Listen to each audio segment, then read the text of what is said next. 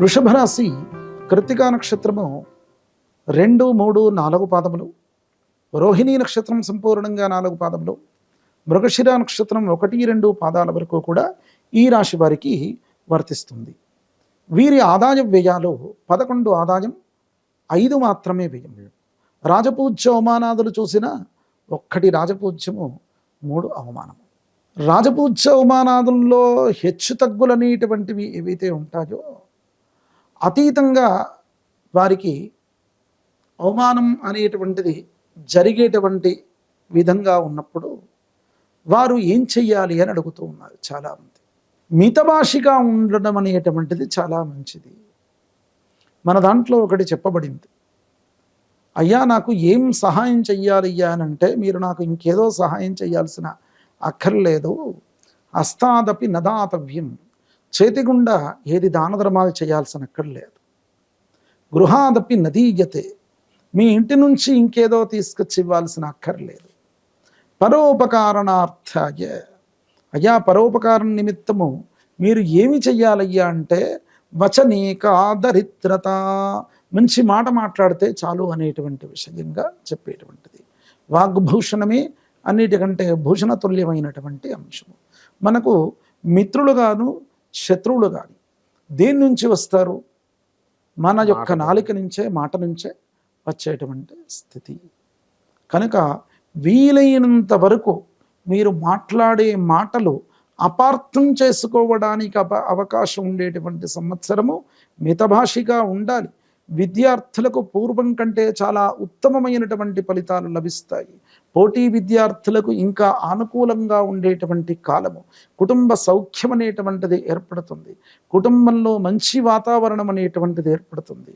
ఏకాదశ స్థాన శనైశ్చరుడు వచ్చాడు కనుక ఏకాదశ స్థానంలో షష్ఠగ్రహ కూటమైంది.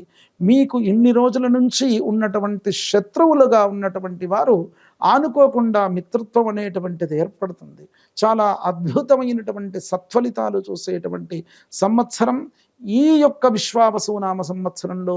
ఏ రాశికి చాలా బాగుందయ్యా అనంటే గోచార రీత్య ఫలితాలు అనేటువంటిది చాలా వర్తిస్తాయి. ఆదాయ వ్యయాలు రాజపూజ్య అవమానం కంటే కూడా 99%, 90% గ్రహస్థితుల యొక్క ప్రభావాల చేత వారి యొక్క స్థితిగతులు అనేటువంటివి, ఆధారం అనేటువంటిది ఎక్కువగా ఉంటుంది. కనుకనే ఏకాదశ స్థానంలో షష్ఠగ్రహ కూటమి, బృహస్పతి మేలో కూడా ద్వితీయంలోకి వెళ్ళడం, తృతీయ స్థానస్థిత కేతు, అట్లాగే రాహు కూడా దశమస్థానానికి వెళ్ళడం. కనుక ఆనుకోనటువంటి ఇబ్బందులన్నీ కూడా తొలగుతాయి. చాలా ఉత్తమ ఫలితాన్ని పొందుతారు. రాజకీయ నాయకులకు కూడా చాలా కలిసి వచ్చేటువంటి కాలం. చాలా రోజుల నుంచి పెండింగ్లో ఉన్న ప్రమోషన్స్ ఏవైతే ఆ లిస్టులో ఉన్నవారు ఉన్నారో వారికి ఖచ్చితంగా నెరవేరేటువంటి సంవత్సరం ఈ యొక్క వృషభ రాశి వారికి ఈ సంవత్సరమే, విశ్వావసునామ సంవత్సరమే చాలా కలిసి వచ్చేటువంటి సంవత్సరం. వారు ఈ సంవత్సరం అమ్మవారి యొక్క ఆరాధన చేయడం చాలా శ్రేష్టమైనటువంటి సత్ఫలితాలను ఇస్తుంది.